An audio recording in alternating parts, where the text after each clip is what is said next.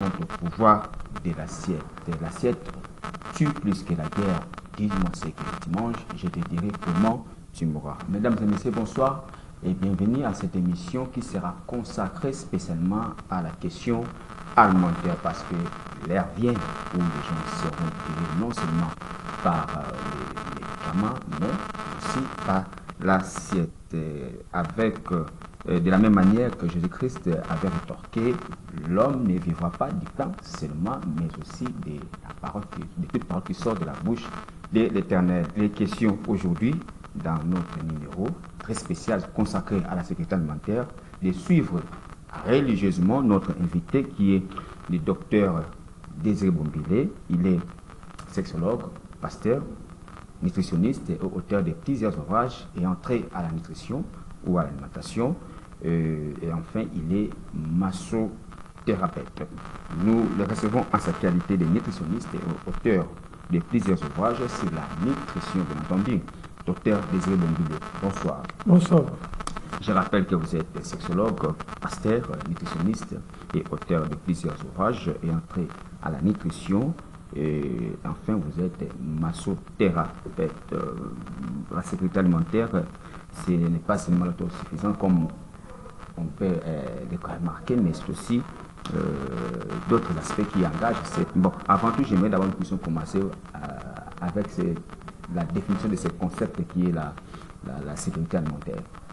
Merci beaucoup.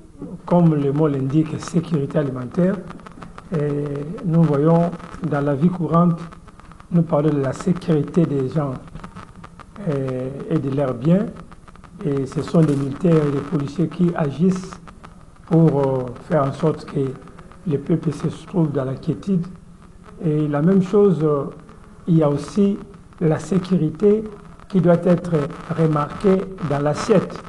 Parce que comme vous l'avez épinglé au début, là, que la vie et la mort sont au pouvoir de la langue. Les choses que nous mangeons peuvent nous faire du bien, peuvent aussi nous détruire. Raison pour laquelle on veille à ce que le peuple vive dans la sécurité alimentaire. Donc, par sécurité alimentaire, nous voyons un peuple qui mange d'abord suffisamment bien et puis il mange des aliments de bonne qualité. C'est-à-dire un peuple qui a la facilité d'accéder à avoir tout ce dont il a besoin. Il a des moyens économiques lui permettant d'acheter ou de manger tout ce qu'il a besoin. Il y a l'abondance des aliments où chacun peut se procurer comme il veut. Et de l'autre côté, il y a aussi la qualité des aliments qui doivent être aussi meilleures pour que la santé ne soit pas dérangée. Merci beaucoup, docteur. Mais avec ce que je comprends, en dehors de la sécurité alimentaire, il y a aussi les contenus ainsi que l'hygiène. Oui, parce que quand on parle d'autosuffisance, ça c'est un aspect. Un autre aspect, il y a aussi l'aspect contenu des aliments. Dans les contenus, maintenant, voilà, dans les contenus des aliments, nous avons la qualité des aliments et puis l'hygiène alimentaire.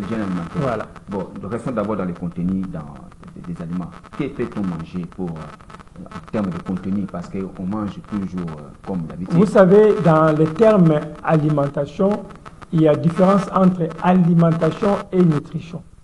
Alors, la nuance est que l'alimentation, c'est beaucoup plus les aliments que nous voyons dans nos propres yeux, ce qui est visible. Par exemple, les ananas, les avocats, les pains, ça, ce sont des aliments. Mais dans chaque aliment, il y a des contenus qu'on appelle des nutriments, qu'on appelle des valeurs nutritionnelles. Et ces contenus-là, ça peut être des vitamines, des protéines, des minéraux, et tant d'autres. C'est ce que le corps a besoin pour fonctionner. Quand je mange mon pain, dès que le pain arrive dans le corps, il y a un travail de métabolisme qui se fait. Le corps va retirer des bonnes valeurs et puis le reste là, ça sera passé par la toilette. Mais ce que le corps retire là, c'est ce qui est plus important. Raison pour laquelle on insiste sur les contenus pour dire qu'il ne faut pas seulement dire que j'ai bien mangé, non, il faut seulement dire que j'ai mangé, j'ai rempli le ventre, mais en réalité, vous n'avez rien amené dans le corps. Parce qu'il y a différence entre manger et nourrir. Vous comprenez? Manger et nourrir le corps, c'est deux choses différentes. Je peux manger en mâchant quelque chose, j'avale, oui, c'est bien, mais il faut que ce que je vais de manger regorge des valeurs nutritionnelles que le corps va récupérer. est-ce que ce que j'ai mangé, j'ai pu avoir les protéines? Est-ce que ce que j'ai mangé, j'ai pu avoir des vitamines? Est-ce que j'ai mangé, j'ai pu avoir des minéraux que le corps va bénéficier, ou j'ai mangé seulement les contenus vides? C'est ça le problème. Donc les contenus, c'est-à-dire il ne faut pas seulement qu'on dise que non, on a produit autant de sacs de riz, on a produit autant de poissons, on a produit. C'est pas seulement ça. Il faut qu'on se rassure que ce qu'on donne à la population, il y a des contenus qui peuvent être récupérables. Vous allez remarquer avec moi qu'aujourd'hui, que ce soit dans le monde animal ou le monde végétal, vous allez remarquer qu'il y a... Vous avez, dans votre livre, vous avez aussi parlé de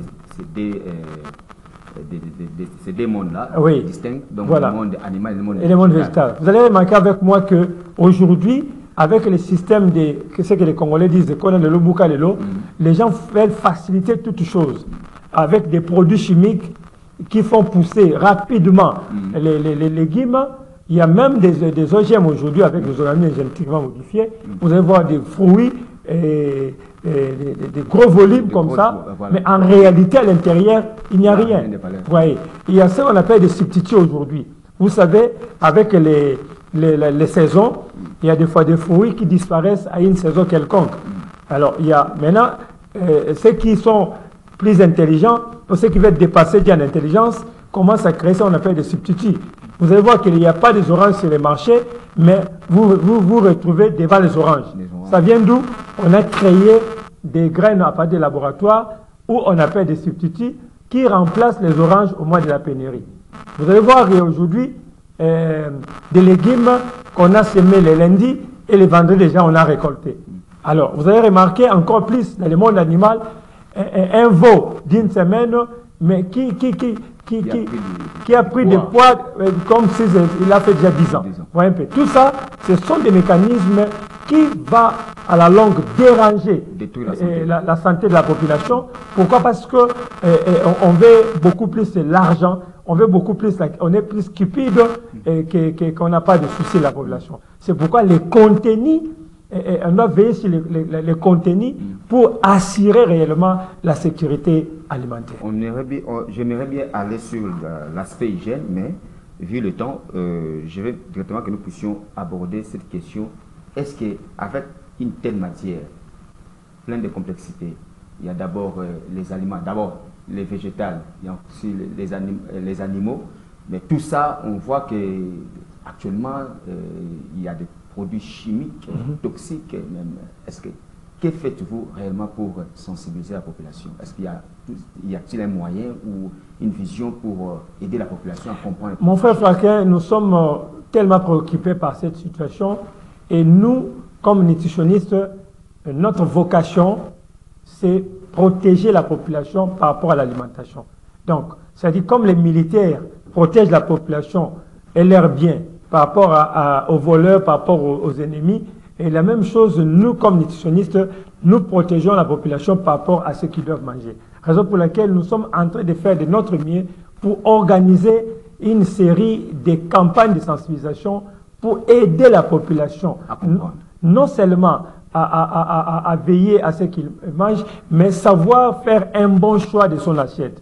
Ne pas consommer parce que ça se présente devant moi à bas prix, mais que je sache que ma vie dépend de ce que je vais mettre dans ma bouche. Donc, je ne dois pas manger n'importe quoi, je ne dois pas consommer n'importe quoi, même si c'est à vil prix, mais au moins que j'ai choisi ce qui est bien pour moi, pour ma santé. Parce que si je ne fais pas un bon choix, demain, j'aurai des problèmes avec ma santé. Raison pour laquelle nous allons passer dans des camps militaires, dans des hôpitaux, dans des universités, les écoles, les places publiques, voir aussi quelques institutions de la République comme l'Assemblée nationale, l'Assemblée provinciale. Et puis on a ciblé d'autres partis politiques où on sera avec leurs militants pour conscientiser que ce soit les dirigeants de partis et leur population sur la sécurité alimentaire. Parce qu'on ne peut pas développer un pays avec un peuple malade. On ne peut pas penser avoir un pays fort avec un peuple malade. Raison pour laquelle les secrets de la bonne santé résident à l'assiette. C'est là où nous attaquons. Les secrets de la bonne santé résident dans l'assiette. En tout cas, cette question est vraiment préoccupante. J'aimerais, avant que nous puissions, parce que nous tendons vers la fin, vous nous puissiez citer quelques maladies parce que je me rappelle que, en tout cas, la population congolaise en souffre, mais elle est ignorante. Alors, toutefois, vous pouvez énumérer quelques maladies, ça et là, pour éclairer la lanterne de la... Oui, nous avons par exemple l'hypertension artérielle aujourd'hui, qui bat son record avec des aliments trop salés et surtout avec des aliments qu'on appelle des transformations industrielles, comme des shawarma, des pizzas, des hamburgers, des charcuteries. Toutes ces choses-là contiennent beaucoup de gras, beaucoup de graisses, pardon, et puis beaucoup de sel. C'est déjà un problème de santé. Nous avons aujourd'hui des viandes rouges avec des graisses saturées. Ça amène des cholestérols et la conséquence aujourd'hui, il y a des AVC partout dans la ville. Nous avons le diabète qui a pris aussi de l'ampleur parce que beaucoup de jus que nous consommons ici, on a cité le monde végétal et le monde animal, mais on n'a pas cité le monde des breuvages. Là aussi, c'est un autre problème aussi sérieux avec tous les jus en plastique qui pilent dans la cité aujourd'hui. Ça amène aussi beaucoup de problèmes sérieux de santé, non seulement des diabètes, mais aussi des insuffisances rénales. Donc, il y a tellement de maladies et où nous voulons vraiment aller sur le terrain pour sensibiliser la population parce que nous voulons avoir un peuple demain fort, en bonne santé, au lieu de laisser mourir comme ça. Quel avenir pour la nation? En tout cas, nous, quand on était encore petits, il y a certaines maladies qui ne savaient même pas si ça existait ou pas. C'était des maladies rares d'ailleurs dans la société. On voit plusieurs cas et puis on n'est pas surpris avec certaines personnes même victimes à leur fleur d'âge, tout ça. En tout cas, c'est un phénomène qu'il faudra tout faire pour lutter contre cela. Et je vais profiter pour annoncer cette nouvelle. Il est demandé à tous les auteurs, les écrivains, de festoyer avec faste à l'occasion de la journée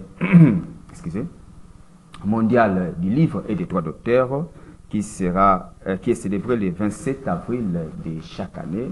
Lieu de la rencontre est situé sur l'avenue Tombalbaye numéro 43, référence en face de la banque TMB. Donc vous pouvez nous contacter au numéro qui s'affiche au bas de votre petit écran.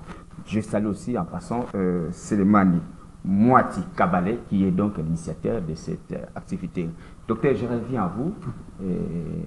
Est-ce que vous pouvez nous faire un résumé de ce qu'on a pu parler durant cette... Oui, on a dit simplement que nous voulons que le peuple soit dans la sécurité alimentaire. Pas seulement manger bien, et pas seulement manger tout ce qui se passe devant nous, mais manger mieux. Et pour manger mieux, nous devons veiller à la qualité de ce que nous consommons. Que ce soit du côté contenu, il faut que l'aliment que je mange ait des matières nutritionnelles qui peuvent aider mon corps à être en bonne santé. Parce que je ne peux pas dire que non, je viens de manger, peut-être les camoun, les choukwang, et puis boire beaucoup d'eau. Je vais me poser la question, qu'est-ce que je peux amener dans mon organisme?